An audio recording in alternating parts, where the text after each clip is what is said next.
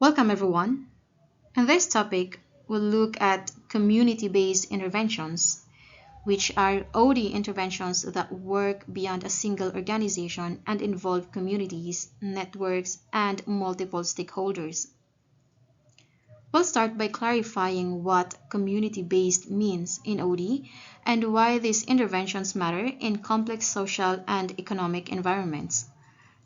Then we'll discuss how community-based interventions are planned and implemented, especially how OD concepts like participation, diagnosis, action planning, and evaluation translate when the client system is not just one organization. Finally, we'll talk about challenges that are unique to community level work, like stakeholder diversity, power differences, sustainability, and measuring impact. Community-based interventions expand OD beyond one organization.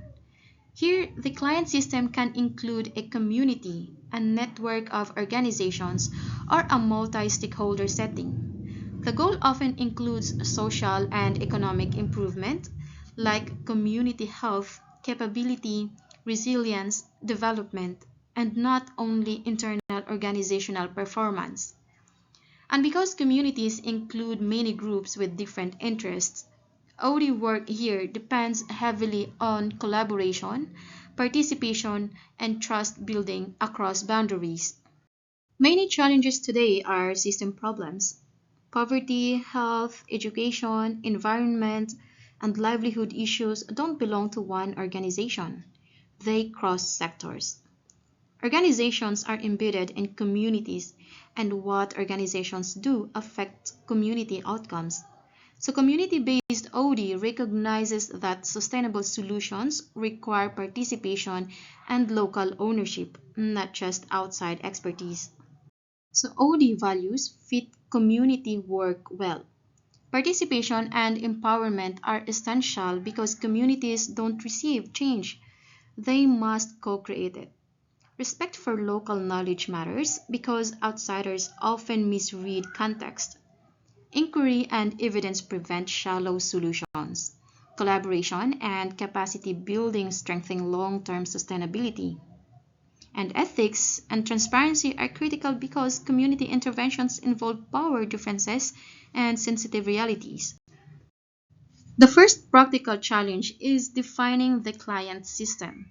In community work, the client system includes residents, local leaders, institutions, NGOs, government actors, and businesses, often with overlapping roles.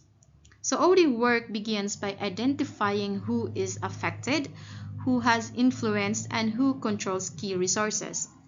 Stakeholder mapping is essential because it reveals interests, capacity, and power dynamics that will shape participation and outcomes.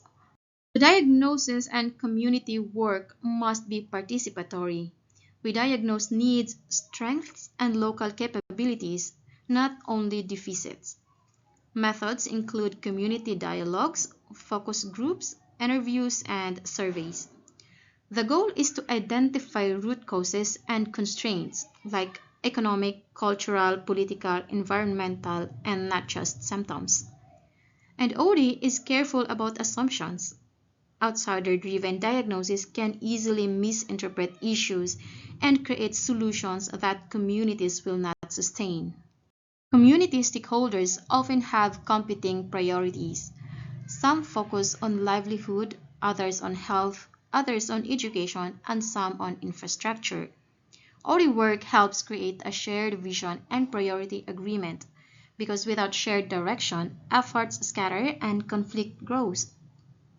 So vision building creates coordination and commitment and becomes the anchor for action planning. Now, action planning converts shared priorities into concrete steps, like what actions will happen, who owns them, timelines, and needed resources. Design must fit local culture and capacity. If plans require resources or skills that don't exist locally, sustainability becomes impossible. Community interventions often need quick wins to build momentum, but also longer term structures like committees, cooperatives, training programs, or partnerships that can sustain work. Governance and coordination must be clear because many groups are involved. Implementation is where complexity appears. Community interventions require coordination across stakeholders, like organizations, agencies, leaders, and community members. Roles must be clear, or duplication and conflict will happen.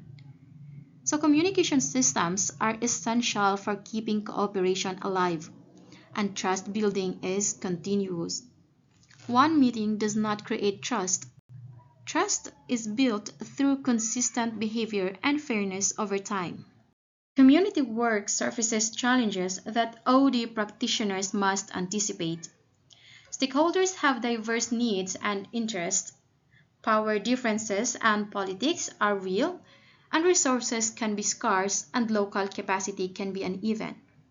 So culture and language differences also matter, especially when external partners are involved. And sustainability is a major issue, like what happens when external funding or support ends? OD interventions must build local ownership and capacity from the beginning. Evaluation must fit the community context. We evaluate both process and outcomes, and process includes participation, quality, collaboration, fairness, and trust. Outcomes include community relevant results like access, livelihood improvements, service quality, equity, and resilience. Participatory evaluation strengthens learning because communities interpret results and decide improvements together. And when possible, we track long-term outcomes because community change often takes time to become visible. Sustainability and community interventions depends on local ownership. That means building governance structures the community trusts, like committees, councils, and partnerships. Capability building is also essential, such as training, shared practice, and leadership development. Strengthening networks and partnership also matters because community interventions often require ongoing collaboration. Finally, institutionalization means embedding practices into local routines and institutions so they continue beyond the project period.